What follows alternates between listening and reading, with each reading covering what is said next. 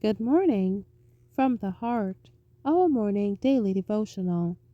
The reading for today is entitled Preparing for Heaven, December 30th. Zechariah 3 verse 5. So they set a fair mitre upon his head and clothed him with garments. As we approach the perils of the last days, the temptations of the enemy become stronger and more determined. Satan has come down in great power, knowing that his time is short, and he is working with all deceivableness of unrighteousness in them that perish. The warning comes to us through God's word that, if it were possible, he would deceive the very elect. Wonderful events are soon to open before the world. The end of all things is at hand. The time of trouble is about to come upon the people of God.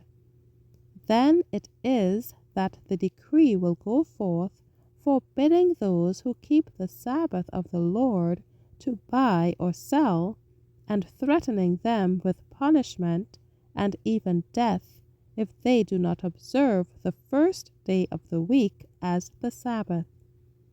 In the time of trouble, Satan stirs up the wicked, and they encircle the people of God to destroy them. But he does not know that pardon has been written opposite their names in the books of heaven. He does not know that the command has been given, take away the filthy garments from them, clothe them with change of raiment, and set a fair mitre upon their heads. While we speak of the necessity of separating from sin, remember that Christ came to our world to save sinners, and that he is able also to save them to the uttermost that come unto God by him. It is our privilege to believe that his blood is able to cleanse us from every spot and stain of sin. We must not limit the power of the Holy One of Israel. He wants us to come to him just as we are, sinful and polluted. His blood is efficacious. I entreat you not to grieve his Spirit by continuing in sin. If you fall under temptation, do not become discouraged.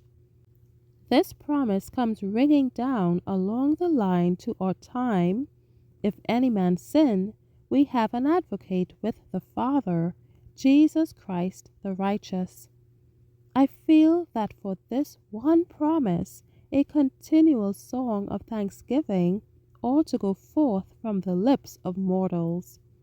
Let us gather up these precious jewels of promise, and when Satan accuses us of our great sinfulness and tempts us to doubt the power of God to save, let us repeat the words of Christ, "Him that cometh to me, I will in no wise cast out." Thank you for listening. Shalom.